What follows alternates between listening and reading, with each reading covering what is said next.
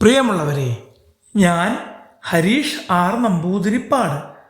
മർമ്മരം എന്ന കഥ കേൾക്കൂ.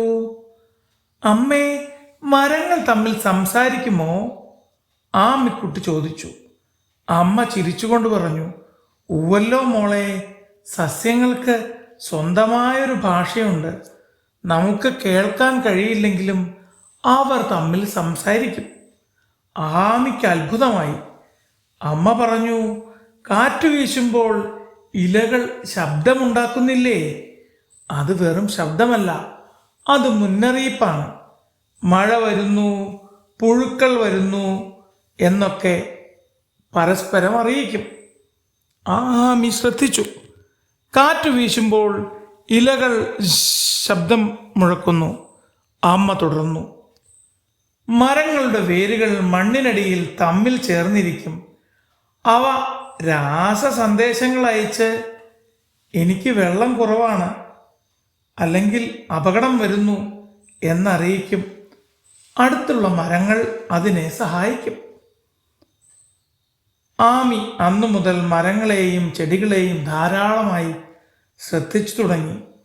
അവർ തമ്മിൽ സംസാരിക്കുന്നത് കേട്ടിട്ടെന്ന പോലെ അവൾ ഇടയ്ക്ക് മറുപടി നൽകും, സ്വയം പൊട്ടിച്ചിരിക്കും. ഒരു ദിവസം വലിയ ചൂടനുഭവപ്പെട്ടു. ചെറിയ ചെടിക്ക് വെള്ളം ലഭിക്കാതായി. അത് തൻ്റെ വേരുകളിലൂടെ സഹായം ചോദിച്ചു. അടുത്തുള്ള വലിയ മരങ്ങൾ മണ്ണിലെ ഈർപ്പം പങ്കുവച്ചു. ചെടി സന്തോഷത്തോടെ നിലകൊണ്ടു. ആമിക്കുട്ടി പറഞ്ഞു, അമ്മേ, മരങ്ങൾ തമ്മിൽ നല്ല സുഹൃത്തുക്കളാണല്ലോ അല്ലേ? അമ്മ ചിരിച്ചു. അതേ മോളെ, അതുകൊണ്ടാണ് നാം മരങ്ങളെ സംരക്ഷിക്കണമെന്ന് പറയുന്നത്. അവർ സംസാരിക്കാത്തവരല്ലേ? ആമിയോട് അമ്മ പറഞ്ഞു. സംസാരിക്കാത്തവരാണോ അമ്മേ? അല്ല, അവർ സംസാരിക്കുന്നുണ്ട്, നമുക്ക് കേൾക്കാൻ പറ്റില്ലെന്ന് മാത്രം. അത് ശരിയാ. ആമി ഓരോ മരത്തെയും ആദരവോടെ നോക്കി.